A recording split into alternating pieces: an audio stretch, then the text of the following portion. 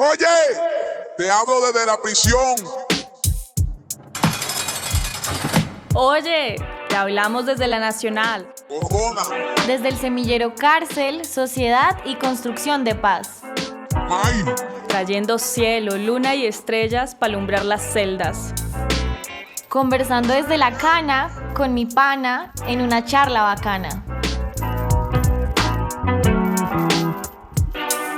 Muy felices de estar nuevamente con ustedes, nuevamente con Fernando y con Carlos y con Ailín. Estamos aquí, yo soy María Teresa, en el semillero Cárcel, Sociedad y Construcción de Paz de la Universidad Nacional. Estoy segura que todos y todas nos quedamos con ganas de seguir oyendo el desenlace de estos comités de derechos humanos, qué habrá pasado, si habrán continuado, si no habrán continuado. Hoy contestarán a todas sus preguntas con respecto a eso. Entonces, Aidín, bienvenida. Carlos, Fernando, bienvenidos también. Gracias. Yo creo que ustedes colocan algo, Fernando y Carlos, que es muy valioso y no es ajeno a las luchas sociales en general, ¿verdad? A la protesta social en general. Y es que la lucha social siempre es la lucha por la imaginación, la lucha por imaginarnos que las cosas como están actualmente no son correctas y pueden ser mejores.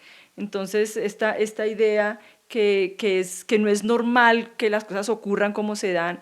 Fernando hablaba también de la idea de que el Código Penitenciario y Carcelario, la Constitución del 91, Carlos, lo situaste vos, daban oportunidades de que la gente dijera, hay unas leyes que nos protegen y nos permiten que esto sea distinto. Creo que es muy valioso y nuevamente no solamente habla de las cárceles, sino que habla también de la protesta en un sentido más amplio. Entonces creo que hay una reflexión muy, muy valiosa que a nosotras nos inspira mucho, Ailín, sobre lo que queremos seguir preguntando. Sí, ahora pasamos a hablar a uno de los logros que podría ser considerado de los más importantes, que es el Comité de Derechos Humanos en La Picota. A ver si nos podrían hablar de sus funciones y las reacciones que tuvo al inicio.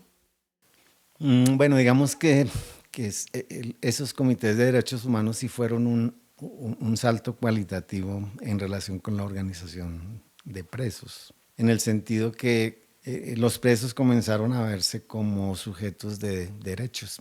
Cuando nosotros llegamos a la cárcel, lo normal era que la guardia entraba, apaleaba a los presos en los patios, les daban 20, 10 guardianes golpeando a un preso y los demás miraban. Digamos que eso se consideraba natural, porque como los presos no se veían como sujetos de derecho, consideraban que la guardia podría hacer lo que quisiera. Los presos políticos tenían unos elementos particulares que favorecieron la organización. Uno es que teníamos experiencia organizativa de antes. Habríamos estado en barrios o en veredas, en fábricas, en centros educativos, haciendo trabajo de organización y de concientización. Entonces, para nosotros la cárcel era, como decíamos, una nueva trinchera de combate. La reivindicación de derechos también, porque pues ese es el sustento de cualquier organización política o militar. Eso, organizar sectores del pueblo para que luchen por sus derechos. Con esa perspectiva entendíamos que los presos eran un sector social bastante grande y que por lo tanto valía la pena hacer ese trabajo de organización, aunque no era fácil. Una herramienta fundamental pues fue la Constitución del 91, porque Fernando hizo una radiografía, creo yo, muy precisa de lo que es todo el tipo de carencias que hay en una cárcel. En cualquier aspecto que uno mirara la vida carcelaria era difícil y eso pues era el mejor sustrato si uno quería impulsar organización. Había muchas condiciones objetivas para hacerlo, lo que no había era condiciones subjetivas. Y creo que los presos políticos jugamos un papel importante en crear unas condiciones subjetivas para la organización. Digo que estos comités implicaron un salto cualitativo porque primero los presos se empezaron a ver distintos. Nosotros, por ejemplo, una de las primeras luchas era evitar que golpearan a los presos y eso era una lucha constante con la guardia y era algo muy sencillo. Nosotros les decíamos, la ley penitenciaria tiene establecidos unos castigos para la gente que cometa un delito o una contravención o como se quiera llamar en la cárcel. En ninguna parte dice que un guardia pueda golpear a un preso por ninguna razón. Entonces ustedes están violando la ley al golpearlo. Eso pues sonaba muy raro al principio porque era lo común. Pero la gente empieza a darse cuenta de eso y así como se da cuenta de eso, se da cuenta que no tiene por qué comer comida descompuesta o que no tiene por qué aguantarse una semana para que un médico le pueda ver una enfermedad que lo tiene agobiado.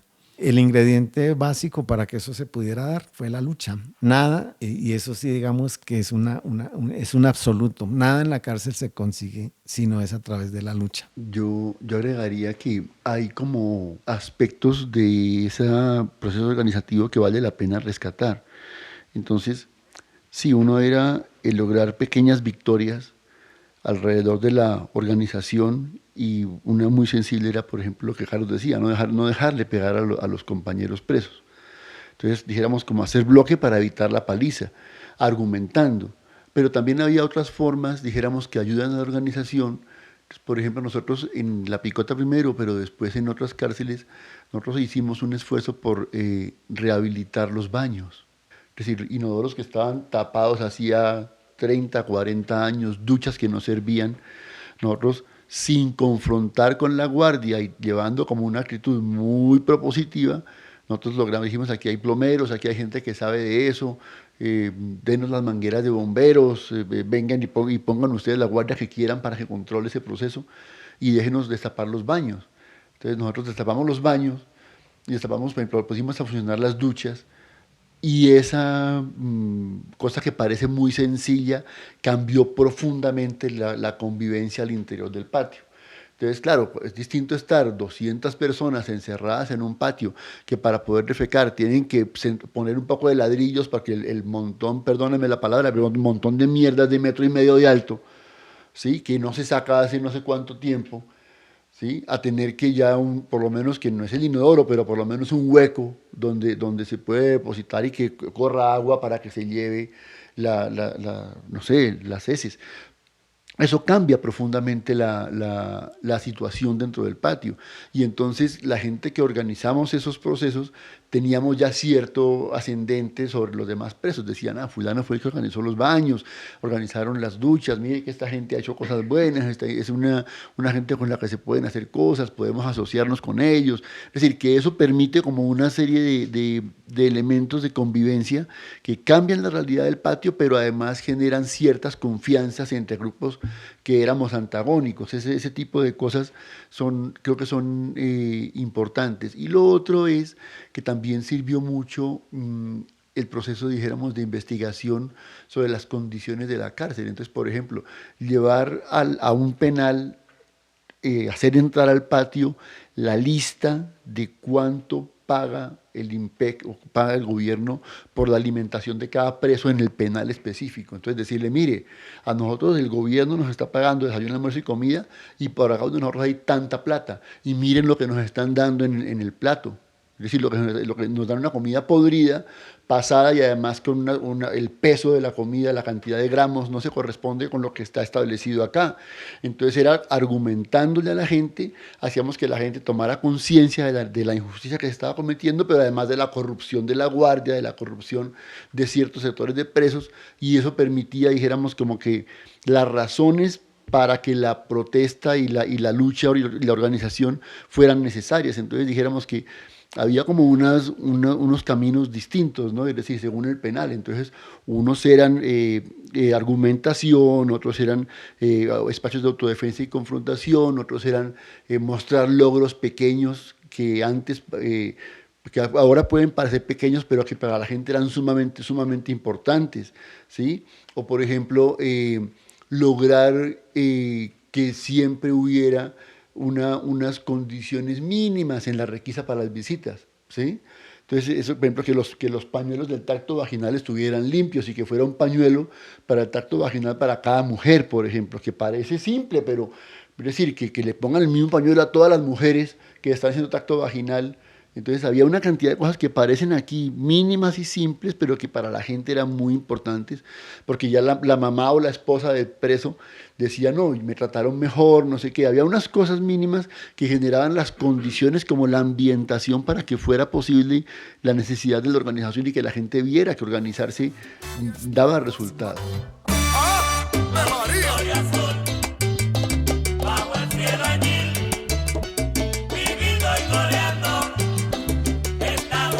Toda esta charla es muy importante, pues yo creo que está muy normalizado en la sociedad el hecho de deshumanizar a las personas por el hecho de que sean mandadas a la cárcel, y está tan normalizado en la sociedad que hasta los mismos presos empiezan a perder conciencia de que también son seres humanos y también merecen derechos, en especial porque lo que nos cuentan de que hay muchas personas que van a parar a la cárcel gracias a su contexto social o económico, por el hecho de luchar por una mejor sociedad, y el hecho de que terminen en una cárcel no significa que dejen de ser personas con necesidades, y nos parece que es muy importante esta lucha precisamente por eso, ya que es muy importante que no solo nosotros fuera de las cárceles, sino las personas que están dentro tengan conciencia de que son seres humanos y merecen la misma dignidad de vida que cualquier otra persona. Me recojo, Ailín, creo que las palabras tuyas son muy valiosas y creo que hay una cosa muy importante que en esta perspectiva abolicionista y defensora de los derechos humanos tenemos que tener en cuenta, y es que cuando la persona se recluye como mecanismo de castigo, el único derecho que pierden es la libertad, pero el resto de los derechos deben estar garantizados, y el derecho, como tú nos compartes, a la dignidad, a la humanidad, central a esto. Entonces creo que es muy valioso, pues, como la lucha es un mecanismo para que las personas reivindiquen su humanidad, su concepción de seres humanos. Creo que es muy, muy valioso, y nuevamente no solamente ocurre en las prisiones, sino es el mismo proceso muy similar a aquellos procesos de protesta que surgen por fuera de las prisiones también. Y en ese sentido nos parece muy valioso que nos pudieran contar en más detalle, ya nos han presentado un contexto muy interesante, pero que nos pudieran contar en más detalle qué hacían de manera más específica estos comités de derechos humanos que empiezan a emerger como forma organizativa, y cómo lo hacían, que nos describan un poco más la parte operativa para aquellos y aquellas y aquellos de nosotros que estamos por fuera de la prisión, cómo es ese proceso organizativo dentro de las cárceles. Pues como hemos dicho reiteradamente, estas luchas y estos procesos de organización fueron progresivos y fueron acumulativos. Si uno mira en cada momento, era diferente lo que se hacía y también era diferente cómo se hacía. Inicialmente, por ejemplo, no existía Comité de Derechos Humanos, simplemente había una protesta, y como reacción a eso sacaban 2, 3 presos y ellos llevaban un pliego de peticiones. Ese pliego de peticiones no era tenido en cuenta además. Más adelante, por ejemplo, ya se dice, bueno, no es posible que cuando haya una protesta vaya una persona o dos a negociar o a denunciar, más bien, porque no se negociaba nada. Ya el planteamiento es, no, aquí hay 7 patios, pues son 7 personas y salen las 7 porque la problemática de cada patio es diferente. Particularmente por lo que decíamos, porque como la población carcelaria es variada, los problemas eran variados. Ese fue el germen de un comité de derechos humanos, cuando sacaron un delegado por patio, que era temporal, digamos, no era que fuera nombrado para ejercer ese trabajo, sino que salía a la reunión y después le decían vuelva al patio y seguía igual. A través de las luchas se logra normalizar la existencia de comités de derechos humanos y además también garantizar que ese comité esté conformado por un representante por cada patio. El trabajo era muy difícil al principio porque el IMPEC para la prensa aceptaba la existencia de ese comité, pero cuando el preso, que era delegado de derechos humanos, estaba en su patio y decía necesito salir a hablar con la defensoría o para ir a sanidad o para ir a tal lado, pues no lo dejaban. El hecho de pertenecer a ese comité de derechos humanos, lejos de garantizar algún tipo de prebenda o algo así, todo lo contrario, era un problema porque esa persona se convertía en objetivo de la guardia. Y en ese proceso ya, pues como había un comité, ¿cuál era la dinámica diaria? Pues reunirse una vez por semana o cada uno en su patio tenía la responsabilidad de estar pendiente de los problemas. Entonces era bastante difícil ese trabajo porque los problemas eran muchos. En un día a una persona del comité le podían llegar 20, 30 peticiones. Y los presos empiezan a ver eso también ya pues como una obligación. Ustedes representante de derechos humanos, entonces necesito que no me quieren sacar a la audiencia, como si él tuviera la posibilidad, él era un preso más. Él simplemente iba a jurídica y decía, vea, este señor no lo han sacado a la audiencia y lleva tantos meses o tantos años. O a esta persona no la atienden, hay que llevarla al hospital y no la llevan. Con el tiempo eso implica que como la variedad de problemas era tan grande, el Comité de Derechos Humanos se quedó chiquito, porque derechos humanos era todo. Si había que hablar de la comida, de la salud, de los descuentos, de las visitas, entonces era un trabajo agotador, era extenuante, porque era pues todo el día estar detrás de eso, con la guardia encima y con los presos encima también, porque ellos querían, bueno, ya hay un comité, entonces me tienen que solucionar ya. Y eso en la práctica no fue así. El Comité de Derechos Humanos era simplemente un intermediario. Era recoger solicitudes de los presos y llevarlas a los diferentes espacios. Salud, a la subdirección, a la dirección. Pero efectivamente se queda corto y con el tiempo y con la lucha, los comités de derechos humanos crecen y se diversifican. Entonces ya no era una persona todera, sino que los presos nombran a una persona que vigilara el ingreso de los alimentos, la preparación y la repartición. Y no era uno, sino eran dos. Otras dos personas encargadas del tema de salud, estar hablando con los médicos, con las enfermeras, el tema de, por ejemplo, jurídico, que es muy importante en una cárcel. Pero finalmente eso llevó a dos cosas. Uno, a que la organización creciera y dos, a que se transformara. Y así como se transforma la organización, pues que eso creo yo lo hablaremos más adelante. El abrebocas para temas que se hablarán después es que se elevó la forma de luchar. Inicialmente los presos luchaban muy poco, eran pasivos. Después comenzaron a luchar de manera desordenada, de manera a veces anárquica, a veces contraproducente, pero luego ya lo hicieron de forma organizada. Por ejemplo, había prácticas como la huelga de hambre o prácticas como las autolaceraciones. También creo yo que los presos políticos contribuimos a ese cambio en las formas de lucha, porque nosotros éramos opuestos a que la gente se autoflagelara. Consideramos lo mismo, una huelga de hambre pues nos castiga a nosotros mismos. Entonces planteamos una forma de lucha nueva que es la desobediencia civil. Y es no dejarse contar. Las visitas empiezan a solidarizarse con la lucha de los presos y entonces se plantea, un día la visita no va a salir y se quedan dentro de la cárcel como una forma de presión ante el IMPEC. Y más adelante logramos que la lucha de las cárceles vaya a la calle. Entonces en la Plaza de Bolívar hay personas diciendo lo mismo que se dice desde las cárceles, pero que en la cárcel nadie lo escucha. Yo agregaría al resumen acertado que hace Carlos, que cuando los comités de derechos humanos iniciales se amplían y comienzan a ejercer ese tipo de actividades más especializadas, se produce una cualificación de una camada de dirigentes en la población carcelaria. Es decir, esa gente que se encarga del control de la comida, que se encarga de que se cumplan los mínimos alimentarios, que se encarga de que los médicos y las enfermeras cumplan un horario específico, que se encarga de que jurídica lleve la gente a las diligencias judiciales, que los jueces de ejecución de penas estén pendientes del descuento de la gente. Todo esa ramificación y crecimiento de los comités de derechos humanos, lo que también logra es una cualificación de una cantidad de presos en un tiempo relativamente corto, que se van preparando para nuevas, como para otras actividades y retos más grandes. Entonces ahí dijéramos que esos comités de derechos humanos iniciales, cuando crecen, se convierten en una escuela de formación para la lucha y para el movimiento social de los presos, pero además de sus familias. Entonces creo que es un elemento interesante también verlo desde esa perspectiva, como un espacio de formación de mucha gente. El otro aspecto que habría que destacar de ese proceso es que se amplía la dirección de esos comités de derechos humanos y ya se hace mucho más fuerte, dijéramos, la participación de presos sociales, y yo creo que eso se da en todas las cárceles, es decir, comienzan a participar una cantidad de presos sociales en los comités de derechos humanos y la legitimidad de los comités mismos aumenta muchísimo. Entonces, bueno, yo creo que serían como dos logros importantes. Soy el penado número 25.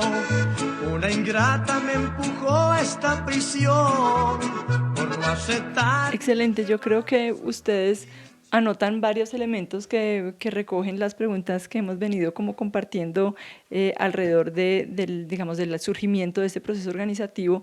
Quizás valdría la pena recordar que la Corte Constitucional en el 98, que es el periodo que nosotros estamos hablando, pero luego nuevamente en el 2013 y en el 2015, declaró el estado de cosas inconstitucional con respecto a las cárceles, que creo que ya hay una validación judicial de esto que ustedes están relatando. Y si les parece, podemos cerrar con esto, agradeciéndoles muy especialmente, Carlos y Fernando, por habernos acompañado, para Ailín y para mí, y estoy segura que para nuestras oyentes y nuestros oyentes ha sido muy valioso esta conversación, así que muchas gracias. Si quieren despedirse con alguna palabra, adelante. Digamos que para nosotros hablar de estos temas es algo agridulce, ¿no? Porque implica recordar un poco momentos que fueron difíciles para nosotros, pero al mismo tiempo es recordarlos ya con retrospectiva, pudiendo analizar para qué sirvió eso que hicimos, a pesar de lo difícil que fue, de las muertes que tuvimos que presenciar, de la represión que vivimos.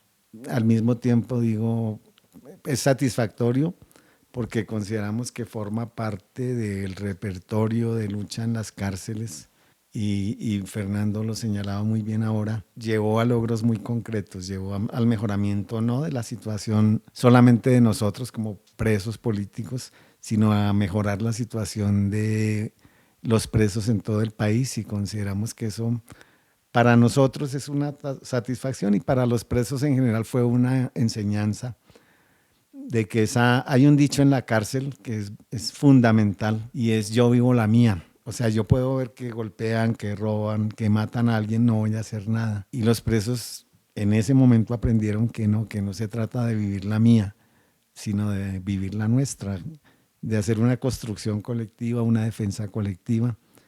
Y así como hubo lucha, como hubo sangre, como hubo represión, pues hubo momentos muy satisfactorios, hubo reconocimiento y sobre todo hubo victorias, porque muchas personas recobraron su libertad antes de lo que pensaban gracias a lo que esta lucha consiguió.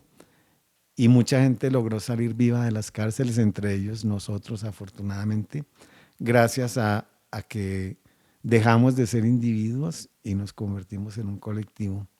Y ese fue nuestro apoyo moral, político, ideológico en esos años de cárcel. Este tipo de espacios sirven para recoger la experiencia. Creo que es muy importante el no dejar que estas luchas se pierdan y queden en el olvido, porque debe haber unas continuidades entre las luchas anteriores y las luchas del presente. Y ahí hay como unos vacíos que hay necesidad de llenar, y ese tipo de programas y de podcasts contribuyen a eso. Así como nosotros cuando llegamos en las prisiones recogíamos una experiencia anterior de luchas que se dieron en las cárceles, esta experiencia nuestra sirve para posteriores procesos de organización y de lucha en las prisiones, y entonces pues muy importante que se conozcan, y creemos que podcasts como este contribuyen a eso. Me has olvidado, me has engañado. Hoy que me encuentro aquí entre rejas, cuando me cuentan tus aventuras con otros. Hablábamos que uno en la cárcel pues lo que busca es como crear su mundo sabiendo que seguramente va a habitar esos espacios durante mucho tiempo. Y eso implica tener que usar la imaginación para hacer cosas que uno hacía afuera, o a veces cosas que no hacía pero que quiere hacer. Y la cárcel a veces es el espacio que tiene y no tenía antes, porque el agite del trabajo revolucionario a veces no da tregua y no permite hacer cosas. Una de las cosas que uno a veces hace en la cárcel es cantar, componer, y para mí una forma de sacar un poco lo que significaba el encierro era escribir, pero pues siempre me llegaba una hojita, o a veces no una hojita, una servilleta, y en ella escribía cosas y las mandaba para afuera. La mayoría de cosas que yo he escrito nadie las ha leído, aparte de las personas que las guardan, porque en esa época y en otras épocas yo escribía y lo que escribía se lo daba a otras personas. Varios de los poemas que yo he hecho, tal vez no tienen mucha calidad literaria, pero sí tienen la virtud de haber sido pues un medio de sacar cosas que uno siente o que uno ve en la cárcel. Entonces quiero leerles uno de esos poemas que escribí en la cárcel.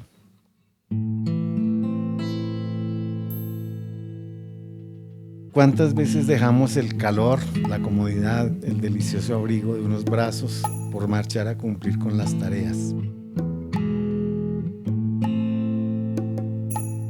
Ni el encierro, la soledad y la miseria con que pretenden sitiarnos podrán hacernos mella, porque nos mueven razones poderosas y el amor lo tenemos muy adentro.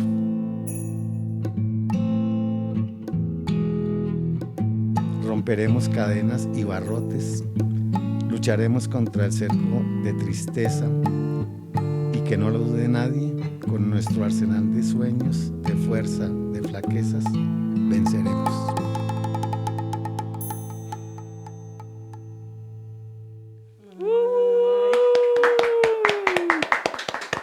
Muy bonito. Sí, muy bella, ¿verdad? Muchas gracias, Carlos. Me alegra que el canje haya dado resultados. No estoy segura. Eso toca evaluarlo. El comité de partido tendrá que evaluar sí, o si no volveremos por usted. Tranquila que tengo.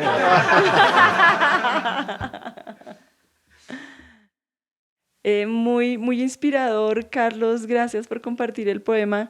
Creo que ahí hay muchos lugares en los cuales nos encontramos y creo que este podcast ha sido como una expresión de eso, pero especialmente la sesión de hoy, la conversación de hoy, y es como en medio, como nos lo decía Aylin, de las condiciones más deshumanizadoras en las que nos puede colocar los espacios institucionales como la prisión, cómo seguimos la lucha, mantenemos la esperanza. Entonces creo que es una bella manera de terminar estas dos conversaciones que hemos tenido con ustedes.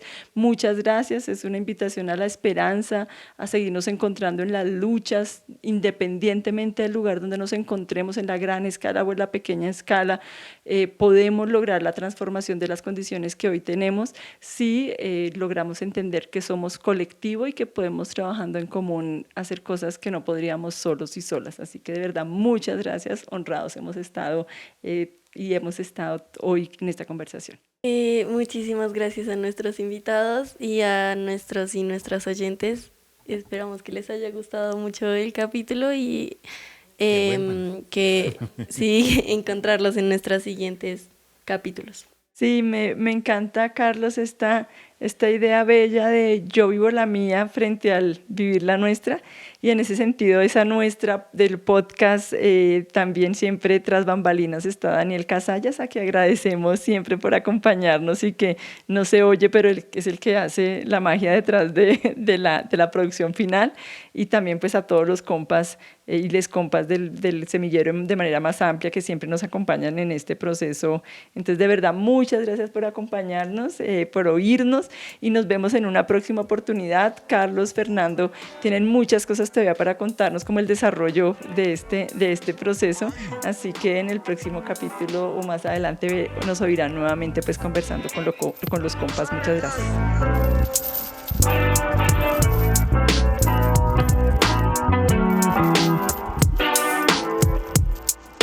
Esta celda. Este es un podcast del Semillero Cárcel, Sociedad y Construcción de Paz de la Universidad Nacional de Colombia. Búscanos en redes y síguenos en Instagram y Twitter. Este podcast fue producido por Daniel Casallas y grabado en Subalterna Studios.